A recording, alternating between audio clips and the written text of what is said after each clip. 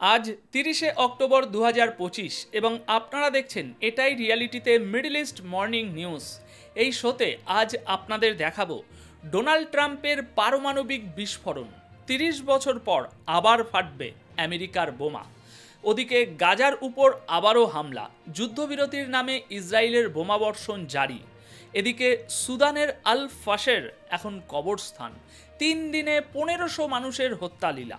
এবং তুরস্ক সিরিয়ার যৌথ অভিযানে চিন্তিত ইসরায়েল।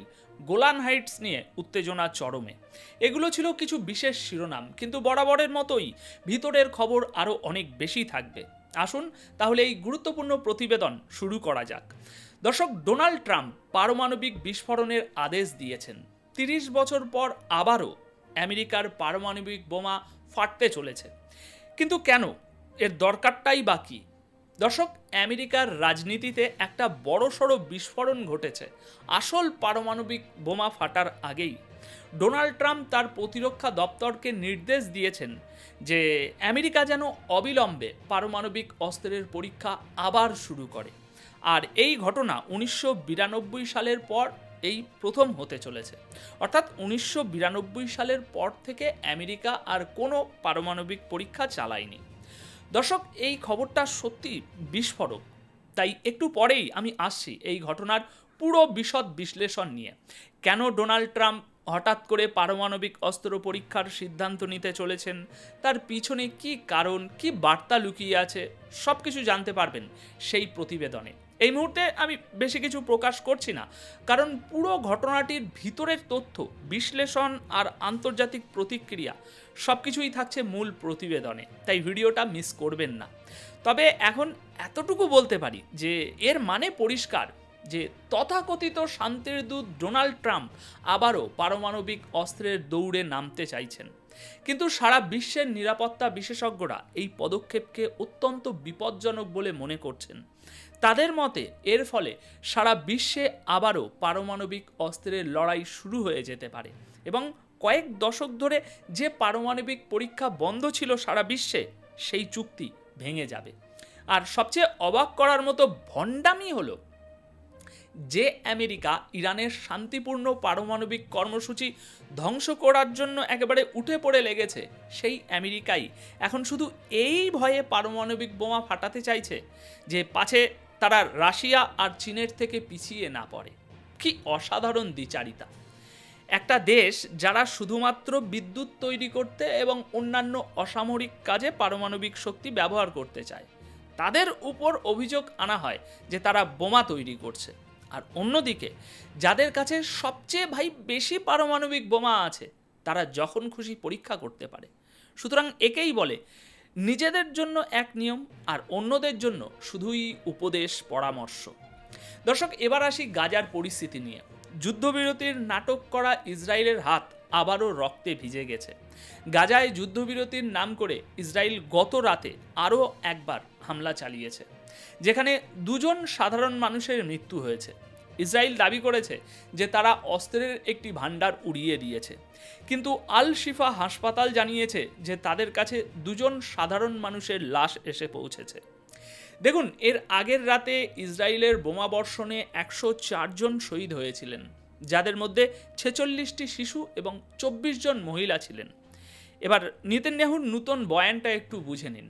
তিনি বলেছেন হামাসকে নিরস্ত্র করা হবে। দর্শক, এটা কিন্তু আসলে এক ধরনের নীরব যুদ্ধের হুমকি। গাজায় লাশগুলো এখনও ঠান্ডা হয়নি, আর নেতানিয়াহু যুদ্ধবিরতির হেডকোয়ার্টারে পৌঁছে নতুন বয়ান দিতে শুরু করে দিয়েছেন। ইসরায়েলের দখল করা এলাকায় বানানো যুদ্ধবিরতি হেডকোয়ার্টারে আমেরিকান জেনারেলের সঙ্গে ক্যামেরার সামনে দাঁড়িয়ে নেতানিয়াহু বলেছেন, আমরা হামাসকে সম্পূর্ণ নিরস্ত্র করব, গাজাকে অসামরিকরণ করব এবং যা করার সিদ্ধান্ত নিয়েছি তা করেই ছাড়ব। নেতানিয়াহু দাবি করেছেন যে আমেরিকা আমাদের সঙ্গী, মানে আমেরিকান যে সঙ্গীরা আছে, তারা গাজায় ইসরায়েলের নিরাপত্তার দায়িত্ব এবং সেনার অভিযানের স্বাধীনতাকে মেনে নিয়েছে। সুতরাং নেতানিয়াহু এই যুদ্ধবিরতি হেডকোয়ার্টারের সফরের উদ্দেশ্যটা একদম পরিষ্কার। ওয়াশিংটনের সাহায্যে গাজার উপর নিজেদের দখল আরও মজবুত করা। আর এই সব কিছুই এমন একটা সময়ে হচ্ছে যখন যুদ্ধবিরতির শর্তগুলো রোজ উড়িয়ে দিচ্ছে ইসরায়েল। পরশু রাতেও দিয়েছে, গতকাল রাতেও। দর্শক, গাজার আরও খবর আছে, কিন্তু তার আগে সুদানের খবরটা জেনে নেওয়া যাক। সুদানের পশ্চিম দারফুর এলাকা থেকে মানবতাকে নাড়িয়ে দেওয়ার মতো ছবি লাগাতার আসছে। র্যাপিড সাপোর্ট ফোর্স বা RSF আল ফাশের শহর দখল করার সময় মাত্র 3 দিনে অন্তত 1500 মানুষকে হত্যা করেছে। এই সংখ্যাটা এখন সরকারিভাবে জানানো হয়েছে, যদিও আগে 2000 বলা হয়েছিল। আর এই দাবি করেছে সুদান ডক্টরস নেটওয়ার্ক নামে একটি সংস্থা, যারা সুদানের যুদ্ধের উপর নজর রাখছে। চিকিৎসকদের মতে বিশ্ব যা দেখছে তা আসলে একটা সত্যিকারের জেনোসাইড বা গণহত্যা। লাশের স্তূপ, জ্বলন্ত ঘরবাড়ি আর প্রাণ ভয়ে পালাতে থাকা মানুষ। আল ফাশের এখন একটা খোলা কবরস্থানে পরিণত হয়েছে। এই হত্যালীলা 1.5 বছর আগে শুরু হওয়া সেই পুরনো ধারারই অংশ, যখন 14,000-এরও বেশি সাধারণ মানুষকে বোমাবর্ষণ, অনাহার এবং ঘটনাস্থলেই হত্যা করে মারা হয়েছিল। রিপোর্ট অনুযায়ী RSF-এর এই হামলাগুলো সম্পূর্ণ পরিকল্পনা করে এবং ষড়যন্ত্রের মাধ্যমে চালানো হচ্ছে। এটা একটা নির্দিষ্ট জাতিকে নিশ্চিহ্ন করে দেওয়ার অভিযান, এবং এই গণহত্যা রোজই চলছে। সুদানের প্রতিবেশী দেশগুলোতে আতঙ্ক ছড়িয়ে পড়েছে। আফ্রিকার বেশ কিছু দেশ বিবৃতি দিয়ে বলেছে যে যদি পরিস্থিতি নিয়ন্ত্রণে না আনা হয়, তাহলে পুরো দারফুর অঞ্চল আবারও যুদ্ধের ময়দানে পরিণত হবে। আচ্ছা, আবার ইসরায়েলের খবরে ফিরে আসছি। আমেরিকার সাহায্যে ইসরায়েল সিরিয়ার সঙ্গে যে সিকিউরিটি আলোচনা চালাচ্ছিল তা হঠাৎ করেই স্লো করে দিয়েছে, মানে ধীর গতিতে নিয়ে এসেছে। আর এর কারণ হিসাবে বলা হচ্ছে সিরিয়া ও তুরস্কের মিলিত শত্রুতা, এবং দুই দেশের পক্ষ থেকেই গোলান হাইটস থেকে ইসরায়েল সেনা প্রত্যাহারের দাবি। ইসরায়েলের একজন সিনিয়র কর্মকর্তা চ্যানেল 12-কে জানিয়েছেন যে গত কয়েক মাসে সিরিয়ার সঙ্গে সরাসরি আলোচনায় আমরা একটা চুক্তির খুব কাছাকাছি পৌঁছে গিয়েছিলাম, কিন্তু আরব মিডিয়ার লাগাতার আক্রমণের পর পরিস্থিতি বদলে গেছে। আর একজন ইসরায়েলি কর্মকর্তা বলেছেন যে সিরিয়ার সরকারের সুর হঠাৎ করেই পাল্টে গেছে, এবং এখন তাদের উপর তুরস্কের প্রেসিডেন্ট এরদোয়ানের প্রভাব স্পষ্ট দেখা যাচ্ছে। দর্শক, বিভিন্ন রিপোর্ট অনুযায়ী তুরস্ক এখন প্রকাশ্যে সিরিয়ার প্রেসিডেন্ট আহমেদ আল শারার সবচেয়ে বড় সমর্থক হয়ে উঠেছে এবং সিরিয়ায় ইসরায়েলের প্রভাব কমানোর চেষ্টা করছে।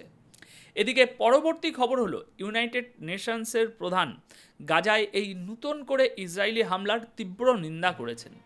আপনারা জানেন, পরশু রাত থেকে গতকাল সকাল পর্যন্ত যে হামলা হয়েছিল, যেখানে 104 জন ফিলিস্তিনি শহীদ হয়েছেন, সেই ঘটনার পরিপ্রেক্ষিতে এই নিন্দা করা হয়েছে। গত রাতেও 2 জন শহীদ হয়েছেন, তবে সেই বিষয়ে এখনও কোনো বিবৃতি আসেনি। ইউনাইটেড নেশনের প্রধান অ্যান্তোনিও গুতেরেস খুবই কড়া ভাষায় এই হামলার নিন্দা করেছেন। তিনি বলেছেন, এই ধরনের কার্যকলাপ যুদ্ধবিরতিকে পুরোপুরি শেষ করে দেওয়ার শামিল। তাই আমাদের সংযত হতে হবে এবং এই হামলা থামাতে হবে, যাতে মানবিক সাহায্য পৌঁছানোর রাস্তা খোলা থাকে, কারণ গাজার পরিস্থিতি একেবারেই ভালো না। দর্শক, এই বিবৃতির পর গতকাল গভীর রাতে ইরানের পক্ষ থেকেও একটি বিবৃতি আসে। ইরানও এই হামলার নিন্দা করেছে, যেখানে 104 জন ফিলিস্তিনি শহীদ হয়েছেন।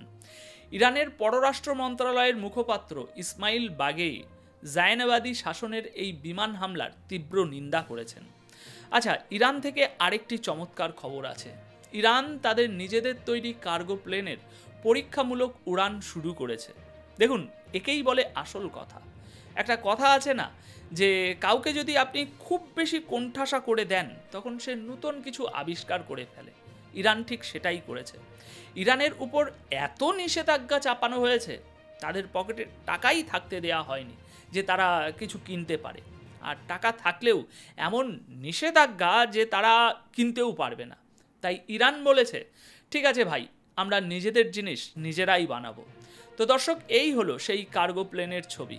ইরান তাদের নিজেদের কার্গো প্লেন তৈরি করেছে। এর ইঞ্জিন এবং পাখাগুলো হয়তো বাইরে, কিন্তু যতটা বানিয়েছে দুর্দান্ত বানিয়েছে, এবং আকাশে এর টেস্টিং চলছে। বলা হচ্ছে এটি এখন সম্পূর্ণ প্রস্তুত। 100 ঘন্টার পরীক্ষামূলক উড়ান সফল হয়েছে এবং এটিকে ইরানের বিমান পরিষেবায় যুক্ত করার প্রস্তুতি চলছে। মানে আর কয়েকটি পারমিট এবং ছাড়পত্র পেলেই এটা ইরানের পরিবহনের জন্য পুরোপুরি তৈরি হয়ে যাবে। আর সবচেয়ে বড় কথা হলো এটা সম্পূর্ণ দেশীয়ভাবে তৈরি, ইরানেই তৈরি হয়েছে। এটা সত্যি তাই একটা বড় ব্যাপার। দর্শক, পরের খবরটি আরও গুরুত্বপূর্ণ। গণহত্যায় অংশ নেওয়া ইসরায়েলি সেনার চেক রিপাবলিকে প্রবেশ নিষিদ্ধ, যুদ্ধ অপরাধের সতর্কবার্তা জারি। আসলে এখন হচ্ছেটা কি, এই ইসরায়েলি সেনারা যেখানেই ছুটি কাটাতে যাচ্ছে সেখানেই তাদের একটা সমস্যার মুখে পড়তে হচ্ছে। তাদের আর কি জিজ্ঞাসা করা হচ্ছে, তুমি কি গাজার যুদ্ধে অংশ নিয়েছিলে? ইরানের প্রেস টিভি জানাচ্ছে যে গণহত্যায় জড়িত একজন ইসরায়েলি সেনাকে যুদ্ধ অপরাধের সতর্কতার কারণে চেক রিপাবলিকে প্রবেশ করতে দেওয়া হয়নি। তাকে স্পষ্ট বলে দেওয়া হয়েছে, না না ভাই না, তুমি আমাদের দেশে আসতে পারো না, কারণ তুমি একটা কাজ করেছো যা মানবতার কপালে একটা কলঙ্কের দাগ। দেখুন, এই যে যুদ্ধটা শেষ হলো, যার যুদ্ধবিরতি রোজই ভাঙছে, এখানে অনেকেই প্রশ্ন করেন যে ভাই আরব দেশগুলো কোথায়? দেখুন, তারা তো কানে তুলো দিয়ে ঘুমোচ্ছে, সুতরাং তাদের কথা জিজ্ঞাসা করে লাভ নেই। এই দেশগুলো যুদ্ধবিরতি ভাঙা আটকাতে পারবে না, কারণ বন্দুকটা তো ইসরায়েলের হাতে। হ্যাঁ, এরা পেছন থেকে চাপ একটু সৃষ্টি করতে পারে, কিন্তু তাও এখন কিভাবে করবে? এদের সেই ক্ষমতা বা যোগ্যতা কোথায়? আমি খোলাখুলি বলছি, সবার জন্যই বলছি, ইসরায়েলের পিছনে আমেরিকা দাঁড়িয়ে আছে। ডোনাল্ড ট্রাম্প তো বলেই দিয়েছেন কোনো যুদ্ধবিরতি লঙ্ঘন হয়নি, সব ঠিকঠাক চলছে। এদিকে 100 জন মানুষ শহীদ হয়ে গেল, আর আমেরিকার মতে একদম যুদ্ধবিরতি ঠিকঠাক চলছে। আমেরিকার মতো দেশ বলছে কোনো যুদ্ধবিরতি লঙ্ঘন হয়নি, সব ঠিকঠাক চলছে। এটা কেমন যুদ্ধবিরতি যা প্রতিদিন ভাঙছে আর প্রতিদিন জুটছে? আচ্ছা বলুন তো দেখি, ইরান যদি ইসরায়েলের সঙ্গে যুদ্ধবিরতি ভেঙে মিসাইল ছুড়ে 104 জন মানুষকে মেরে ফেলতো, তাহলে কি হতো? তখন ডোনাল্ড ট্রাম্প কি বলতেন? আসলে আমরা কার পক্ষে আর কার বিপক্ষে, এটাই এখন সবচেয়ে বড় প্রশ্ন।